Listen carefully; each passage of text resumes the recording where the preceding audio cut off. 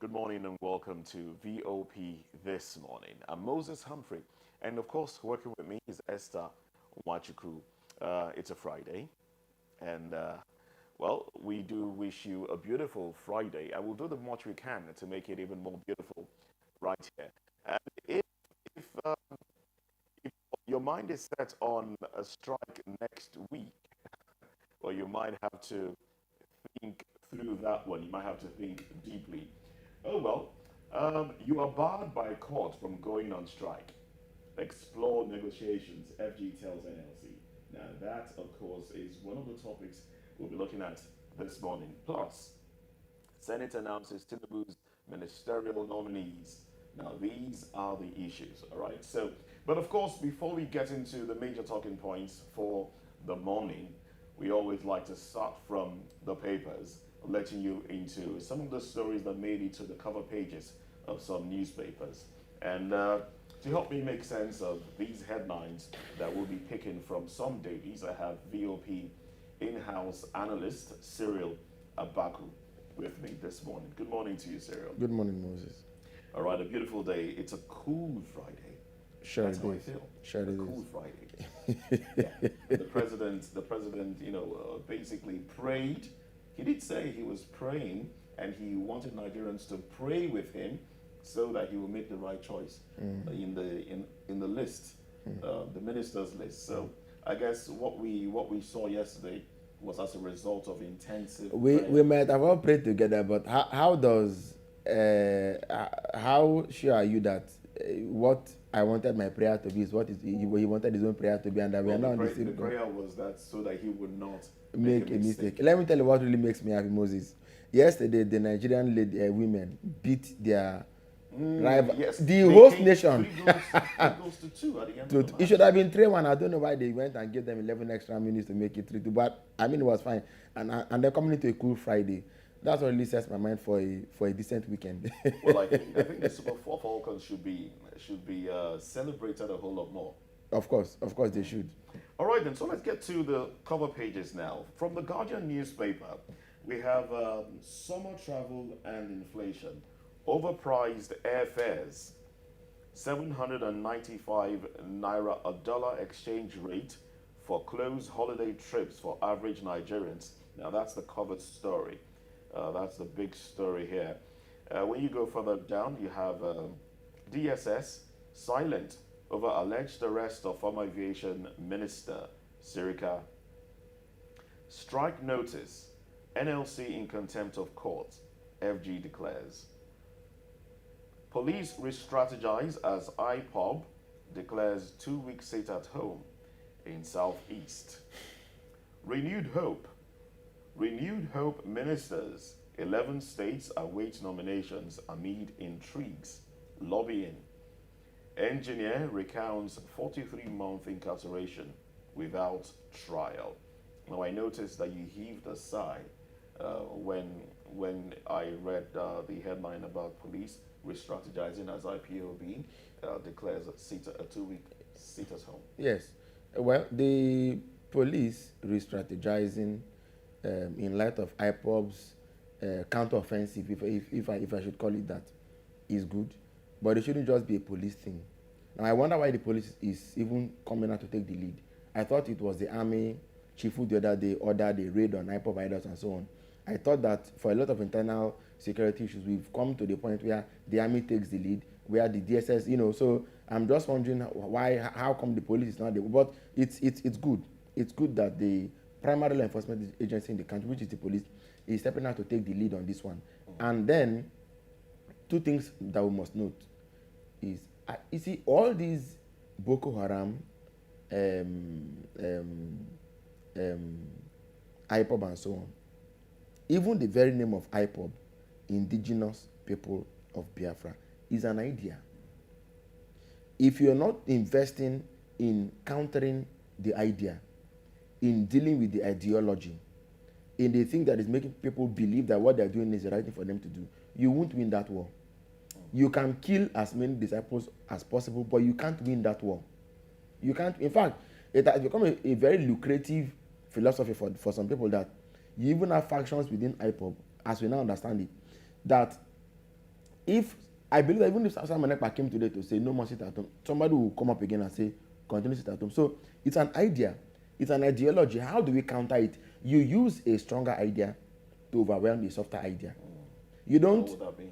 Well, so for example, I suggested many years ago that instead of declaring Lafia, Dole, and so on against Boko Haram, we should declare Boko al-Barka. Boko Haram, the book is forbidden. Boko al-Barka, the book is blessed. This is a direct countermand to what people are saying, because first of all, it's the idea, right? So when they say Hypermasitatum, the Igbo of Southeastern Nigeria are known to be people who take pride in their work. Why sit at home when you can work and make money and earn a decent living? The Igbo have never been known to be people who would rather embrace violence than work to make money. In Lagos, for example, and another parts of the country, when even during election periods, you see governors and governments and political parties raise up anti-Igbo rhetoric. You don't see them exchange violence for violence. They just sit back and wait for the hope that that tide will pass, and they continue doing their business. That's what the Igbo man is about. So what is that thing that has now come into his mind that now makes him prefer violence to business? So we need to now craft a message that brings their mind back to their what they call Republican entrepreneurship or entrepreneurship republicanism. You know, when they say Igbos don't have a king, what they're after is just each man to his house, to his family, in the olden days to his chi, and then to his business.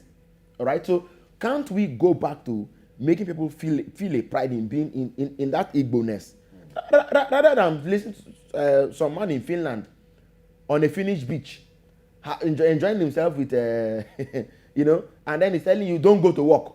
How then do you feed?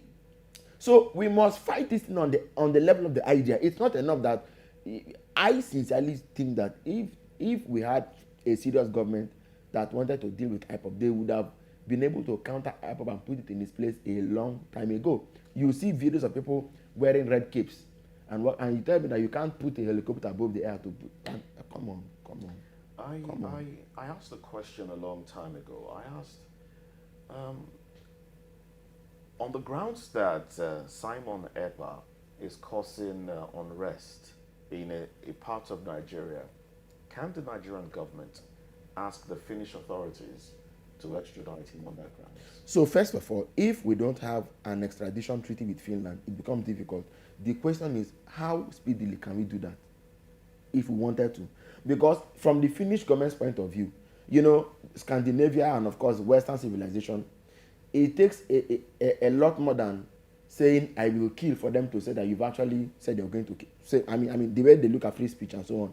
So a number of things he has said from their base, I think what they, you know, there was time they took him to the Nigerian embassy or so there and whatever. But the point is that as far as they are concerned, he isn't really breaking any law. Yes. If you went to Washington to stand in front of the White House and say, I want America to break up, it's not a crime.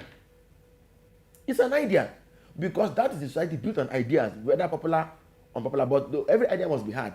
And then they put to a vote. If people say they want it, why not? That's how, you know, their own, what's it called? They're liberal when it comes to ideas. Nigeria isn't. And that's one of the reasons why we're where we are. Because under the toga of not letting people say everything they want to say, those who control what people say now over control and dominate and dictate what others should be saying.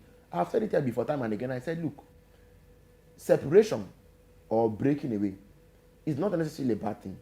The point is this: I can be in business with you, and 10 years later I can say, Moses, we've gone from thousands to millions to billions, and I'm believing now that with everything I've learned from our partnership, I can go into trillions if I even left you.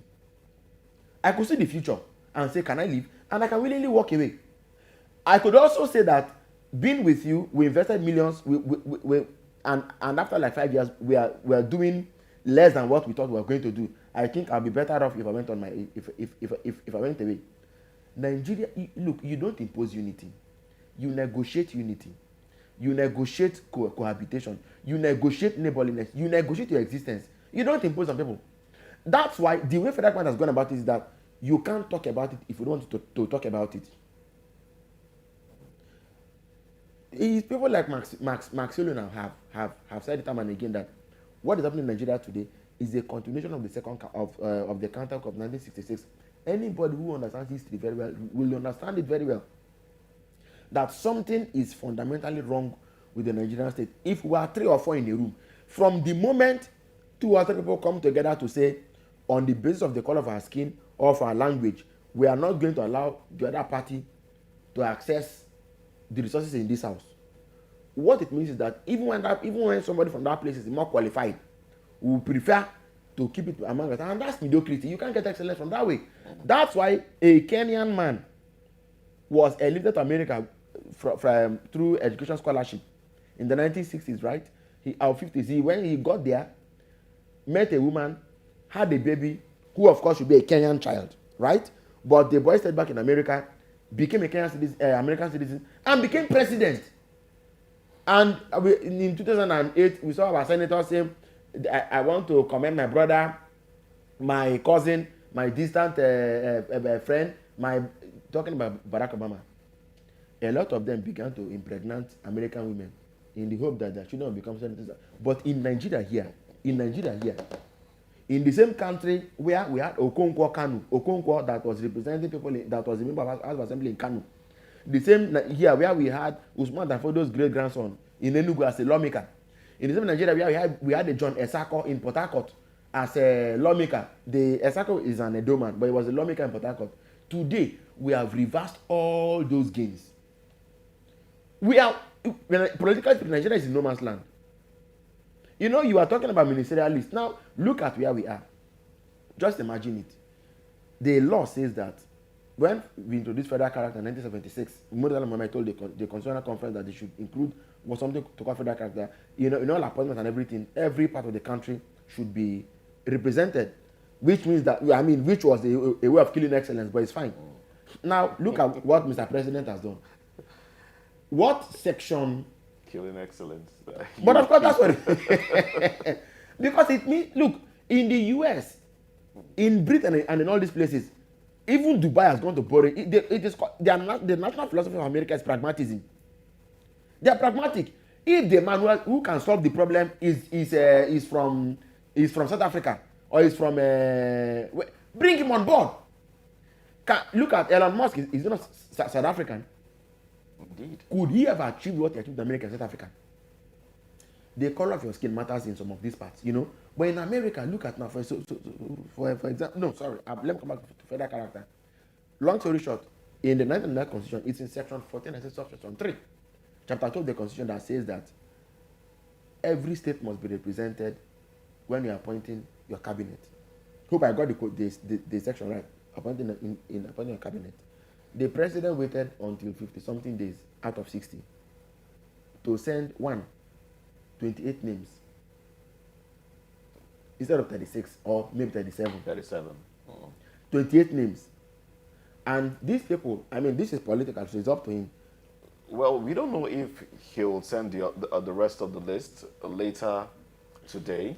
We don't know. You know, I told you yesterday behind the cameras. I told when after yesterday's program, I said the people I'm seeing on because of course this list came out before. I said the people I'm seeing on this list are the principalities and powers, and that's what happened. So let's touch on another daily. From the Punch newspaper, we have banner headline: El-Rufai, Wike, other nominees face Senate screening Monday. President will create new ministries. Form full cabinet in 2 weeks. Gbajabiamila. National Assembly awaits other states' nominees. PDP falls Wike's nomination. Lampoons Tinubu over list. And then on top of the nameplate, subsidy they're removal. angry. They are not happy with The prodigal son. Wike. The prodigal son has gone to feed according to who? in the neighbor's house. Wike is the prodigal son. He's the prodigal son. Yeah, they were expecting him to come back home. Why can't the PDP expel or excommunicate Wike? Well, that's a tough question. Why can't they excommunicate Wike? There are probably things that he has. there are probably things that he has access to or that he has against the PDP, and they can't let You think so? Well, Oh. let's. The We don't governorship know. candidate of Sure. Accord Party in the 2019 election in Oyo State made the list. I told you that the philosophy of this president, Bring everybody together. Moses, look, if Tinubu will be there for 2 years, 4 years, 6 years, 8 years, I mean, I'm just putting it like that. The fact remains that for the time that he will be there will be very little opposition to him. And how does that help checks and balancing? Well, I mean, that's your guess. I leave you to guess that, but I can assure you, Let's take some more headlines here. convincingly. All right. Subsidy removal. Tinubu begs Nigerians to persevere more. NMA demands MOU as FG OK's 25,000 naira doctor's allowance. Margaret Benson Idahosa, matriarch of Nigerian Pentecostalism. All right, that's an editorial. And then we have underneath the pictorial that has pictures of those on the list, the ministerial list. Reduce government borrowing from CBN. World Bank tells Nigeria. Robberies. Lagos CP launches Operation Flush after Punch reports. All right. UN halts humanitarian operations. US, France condemn Niger coup. All right. So these are the headlines. The travesty. From the Punch newspaper. The travesty of the Nigerian coup 2 days ago is the fact that what we saw happen in Nigeria in January 1966 is what was seen happening in Niamey July 28, July 27, 28, 2023. People are jubilating on the streets. They've even gone to touch the political party office of President Mohamed Bazoum, attacked his supporters, attacked his close allies, attacking anything they know is traceable or connected to him. The question then comes to one thing. Does the poor, ordinary, everyday African care whether it's democracy or not?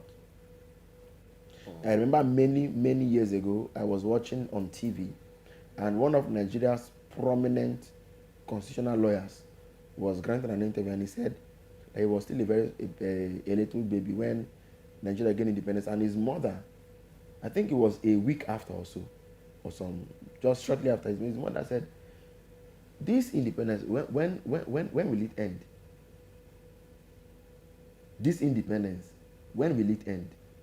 I make bold to declare that the power elite on our continent does not believe in democracy. They embrace it for propaganda reasons.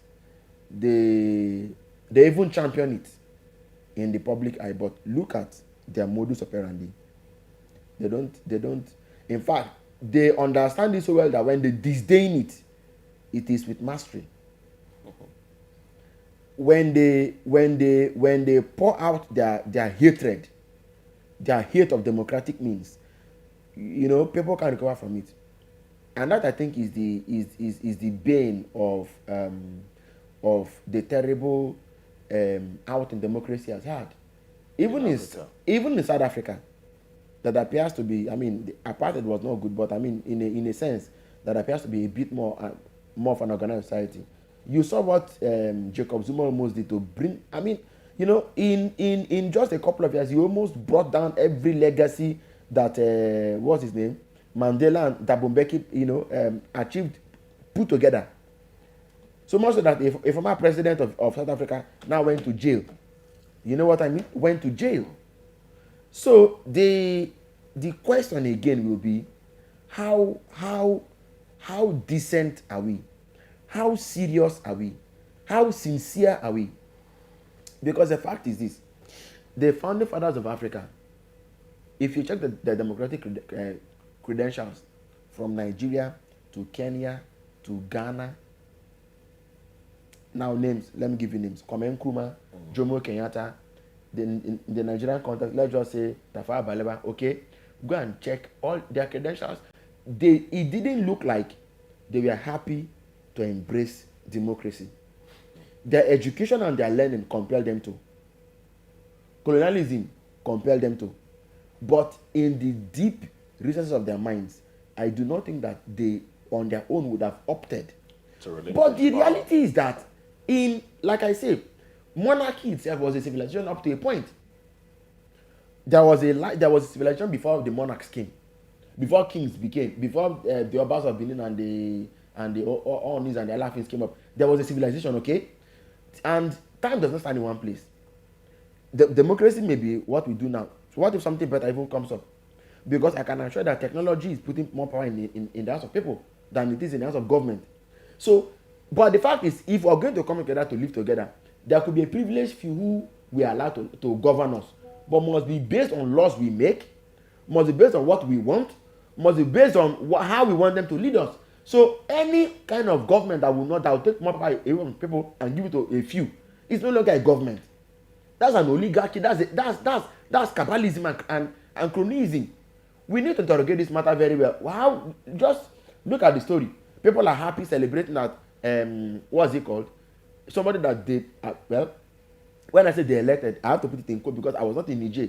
Did they really elect him? That's another question. All right. Well, before we run out of time, there's really a lot to talk about, but we also do have some dailies that we must touch on before we wrap up the newspaper review segment of the show. Nigerian Tribune has some of the headlines. We'll talk more. You know, we'll create another program because I know we talked about the Niger coup yesterday on one of our shows here. So we'll probably create another program where we talk elaborately, extensively, yes, on it again. But for now, let's stay with the dailies now. Nigerian Tribune has this headline. Banner headline here is ministerial nominees, of course. Ministerial nominees, 4 ex-governors, 7 women make Tinubu's 28-man list.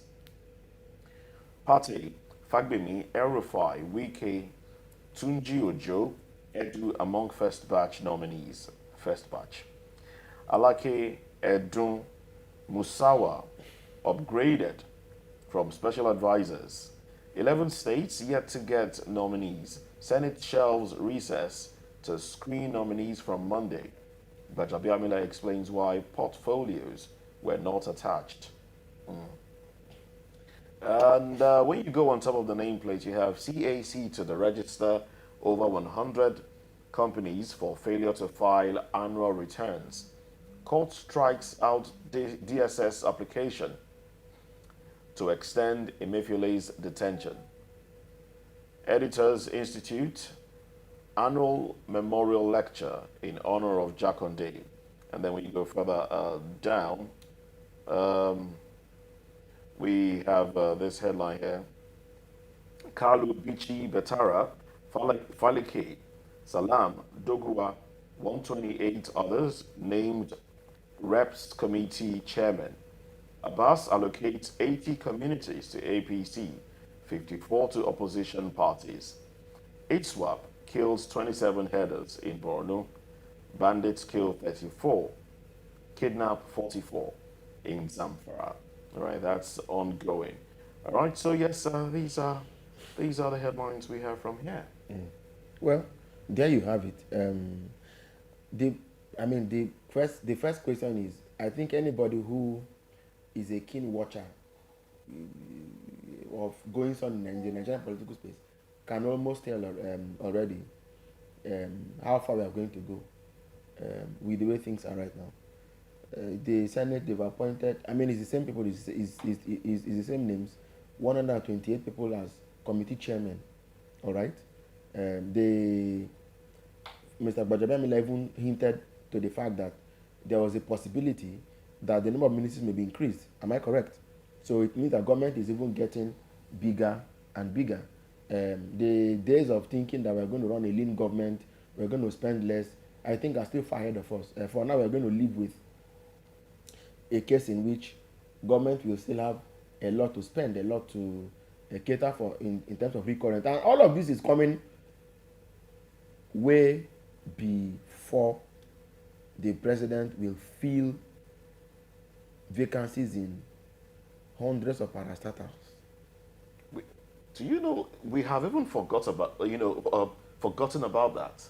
Parastatals. It's interesting that you Boards mentioned. in aviation sector, transportation, health, tourism. Well, let's get the ministers first, and hope that and then we'll fill up other things.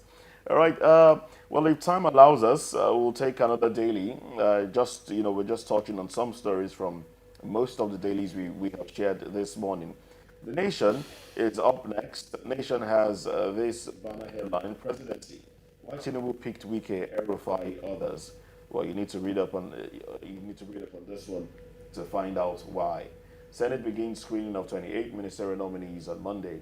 Well, okay, we'll talk about this when we talk seriously about the issue. Now, more nominees in coming days. 11 states yet to have slots. Okay, and on top of the nameplates we have 1,200 Nigerian youths perished in Mediterranean, says NIS. Shelved strike plan. Police cautions labor. Security breach a concern. Why? Labor has gone on strike many times before and there was no breakdown of law and order. Why is the police asking labor why is the police cautioning labor and asking labor not to go on strike and say their fear is a breach of law and order, security breach? That's how they have put it. Now, one would wonder, why exactly, Cyril? Well, the thing, now government already knows ahead of time that there will be breakdown of law and order. Interesting. Is that from the crystal ball or from some clairvoyant imagination or what? Well, since it's part of our discussion this morning, maybe we'll just go straight into it and after the break. All right, another headline here. House of Reps gets 134 standing committees. Uzodinma to security. Save Southeast from seat at home. All right, and then we have some other headlines here. Court rejects DSS motion to further detain Emefiele. U.S. pledges support to Bazoum after coup. U.S. pledges support to Bazoum after coup. And then we also have Senator Bulka Chiwa sues DSS, ICPC over harassment. NGE honors Jakonde. All right, so these are the headlines we have from in Niamey yesterday. Protesters against the president, protesters in support of the military, were waving Russian flags. I rest my case. That's troubling. I rest my case. That's troubling. I rest my case. Waving Russian flags in Africa, in a country in Africa. Well, that's troubling. Oh well. Up next on VOP this morning, can the NLC still embark on an industrial action due to fuel price increase? Well, we'll try to find answers when we return. Stay with us.